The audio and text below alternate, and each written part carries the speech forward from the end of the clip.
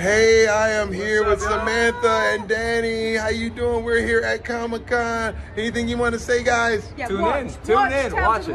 Also, Tales of the Walking Dead. August Yes. 14th. When is it? August 14th. You won't be disappointed. 9 p.m. August 14th, Sunday. That's a Sunday. It's going to be It's beautiful. on AMC here. AMC, y'all. Here we go. Yeah. San Diego Comic-Con. Woo! This is the first time meeting all of each other. So this is, I met them yesterday for the first time. The last day I was on set, Terry had just arrived. So I saw him in the distance. And I just saw the silhouette of a Greek god. Just a statuesque. It was, and then he just kind of steps out of his like Cadillac Escalade and he just like looks out. And then turns back. And then I was like ushered into my car like, come on, Terry Crews is here. Oh my God, yeah. And then you watch me fall, and then I just roll around. I didn't see that part. We were all over. Yeah, pretty sure we're all over. Yeah, our schedule was allowed. Yeah, I think I was the last one that was shot. Okay. Yeah. I think so, yeah. And I think they moved him around obviously now, but Yeah, there were a couple of delays, and because I knew some of them went over a little bit because you got to get it right. I mean, it's literally each one is like shooting a full film. That's it was a lot. In a short amount of time. Yeah, it's been a very like in 10 days we were shooting a whole movie, and it was like triple time. But it was a big commitment. That's why this crew and the cast were just amazing, like just absolutely incredible, because they know what it takes to dig in and get much more, just from every actor. They're a well-oiled machine as well. So Yes. they've been doing this. They just know the gig in that way. There's no kind of fumbling around, and it did feel like an 11-day sprint though. For me, it was just like, Yeah, and it was just like, oh, well, you can't. Okay, now there's a different setup, and I think that helped in regards to like when we talk about what the Walking Dead universe is. I think there is like this fight or flight, it's survival, and I think there's a beautiful thing to try to create under a time crunch that to me parlayed into the filming of the episode. For people that think that horror isn't their genre, that's something that a lot of my friends said to me, you do The Walking Dead, why? So these are for people that are new to this, is because it's some of the best dramas, the best scripts I've ever read. And I obviously do a lot of movies, I've done theatre, it's like a very different, and it's incredible. And I think it's a humanity, and it's a really beautiful look at humanity and what kind of where we're pushed to and how we behave. But also with this anthology series, there's humour, because it is funny. When you find yourself in a situation, you're like, what do? You gotta laugh sometimes, otherwise you'll cry, I've often said that comedy and horror are two sides of the same coin.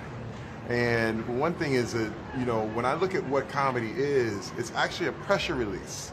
It's one of the things where what thing that makes you laugh is that you build up tension and you keep building it. A great comedian does the same thing a great horror director does. He builds the tension, and then there's a release. And when I look at our episode with me and Olivia, because we already had a real nice rapport, because we did Newsroom together, and this is our regrouping, and she was just has the amazing comic timing to just hit every note. But this is another thing, the fact that it's almost like a song. When you heard this song by one person, they do their thing, but we get to sing the same song, but our way, our version, our thing, which becomes a whole other thing. It's funny, Dolly Parton did I Will Always Love You, and then when Whitney Houston did it, it was a whole different deal. I think with every episode, we stay in the world of Walking Dead, but it's our song. Everyone has a different song with a different tempo, a different style. And I'm tone deaf, so who knows what's gonna happen? No, it's good, but it makes it fresh. Every time you hear it and every time you see it, it's a whole new thing. And I just love what Samantha brings, because she grounds our whole series. You know what I mean? Alpha is iconic. Gosh, what can I tease? That things are not what you think. They are so not what you think they're going to be. Before I got the script, I was like, I so know what this is going to be. I know, it's just so. And then I was like, what? So there's such a twist, and it's a beautiful twist. Like I was like, oh, I think, you know, excitement, of course, to go back and be Alpha, but I'm not kind of Alpha. This is the thing, it's the prequel, so I play someone called D, who becomes Alpha. You know, it's so that was just extraordinary. I got to work with Mikey, who was my director on The Walking Dead, and then he came back. And again, it's like the crew is such a well-oiled machine. And also, when I did my episode last, and all the pictures were on the wall of these guys in the makeup bus, and I was like, oh my god, tell me about this one, and it was so exciting, you know, because it is, as you talked about with the song, I cannot tell the fans, like, this is so different.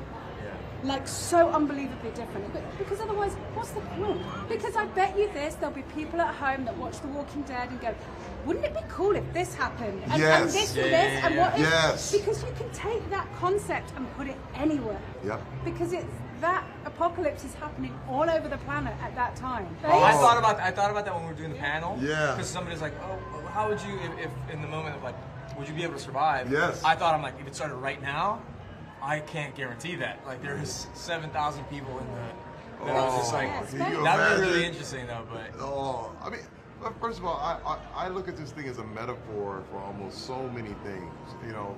And as a man who's really delved into a lot of therapy, late in my life, I always viewed the zombie metaphor as for thoughts, for bad thoughts, and things that just come at you. And now more than ever, when we look at after the pandemic, and we look at the state of mental health, and we look at what's happening, and there's so much we can't control.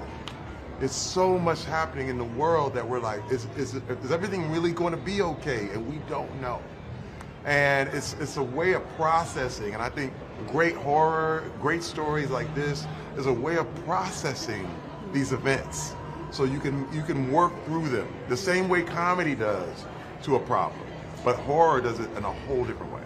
When I was in ADR, I did get the voice of zombie. I was like, and they're gonna put it in some episode somewhere. that was great. So I mean, I'm a fan. I've been following the first series since the beginning, and for years, and I'm invested.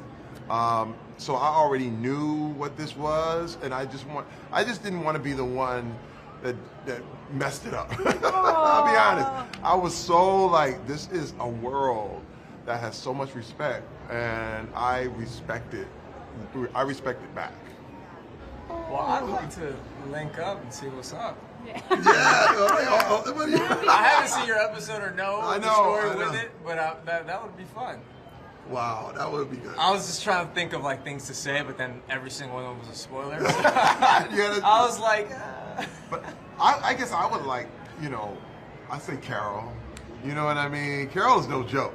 You know what I mean? Melissa, and you know, when we finally learned about the whole Tales of Walking Dead thing, I got a DM on Instagram from Melissa McBride, and she said, "Welcome to our world," and I was like, you don't know. I was, as a fan, to be a part of this universe now, and to get that introduction from her, like, come on in. I was like, oh my God. So she would be the one fighting this. It is a family. It is a family. It's such a family. I think it felt like a theater repertoire for me, joining. It felt like a group of people that they know what they're doing. Like everyone, like, it's a show that's been a long time running, so it felt like doing theater again, and then just like being in their presence for 11 days of what they knew how this, how the culture was on set, and yeah, I don't know. It's one of those things that it was beautiful to be a part of, and the energy that they take you in with.